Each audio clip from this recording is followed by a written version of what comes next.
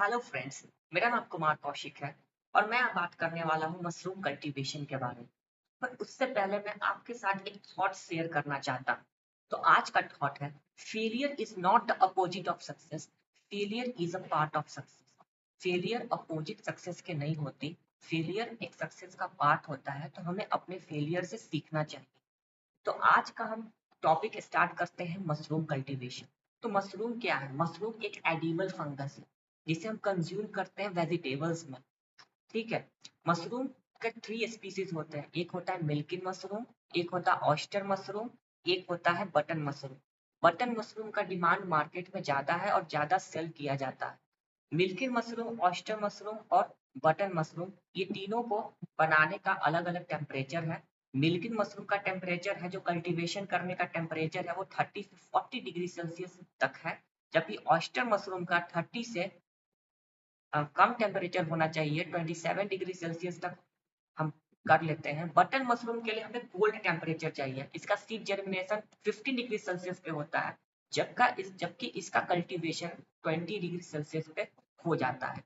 चलिए दोस्तों, तो हम मशरूम कैसे बनाते हैं इसके बारे में हम पूरी प्रोसेस को जानते हैं। इसके लिए हमें चाहिए पीपी बैग, उसके रबर बैंड चाहिए, उसके साथ हमारे स्ट्रॉ चाहिए।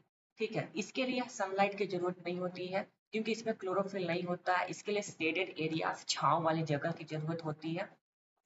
इसके लिए फंगस ट्रीटमेंट करने के लिए हम फंजीसाइड में पेवस्टीन का या कार्बेंडाजिम का यूज करते हैं। और बैक्टीरिया को किल करने के लिए हम बैक्टीरियोसाइड्स का यानी फॉर्मेलिन का यूज करते हैं। क्योंकि हमारे यूनिवर्स में 60,000 बैक्टीरिया और 60,000 फंगस प्रेजेंट होता है। तो इन दोनों से हम स्ट्रॉ को पहले ट्रीटमेंट करते हैं। तो हम एक ड्रम लेते हैं, ड्रम में हम पानी डालते हैं, उसमें हम बेवेस्टीन डालते हैं, जो फंजीसाइड है, या कार्बेंडाजिम डालेंगे, फॉर्मेलिन डालेंगे, और उसको 24 आवर्स तक स्ट्रॉ को उसमें डाल के रख देंगे। उसके बाद उस स्ट्रॉ को हम निकालेंगे। निकालने के बाद उस स्ट्रॉ को हम थोड़ा सुखाएंगे, लेकिन पूरी तरह से नहीं सुखाएंगे। सीड्स हमें मार्केट से मिलती है। सीड्स को हम स्पॉन कहते हैं, जो लैब में तैयार होती है। जो कि पीडीएम मेथड, पोटैटो डेक्सट्रोज अगर मीडियम मेथड से तैयार की जाती है।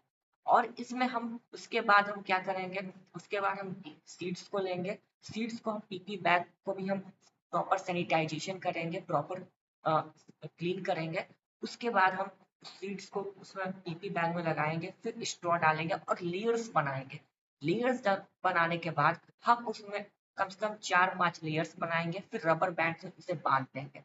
मिल्किंग मशरूम में हम 4 होल करते हैं ताकि हवा अंदर बाहर आए। ऑयस्टर में हम लोग कम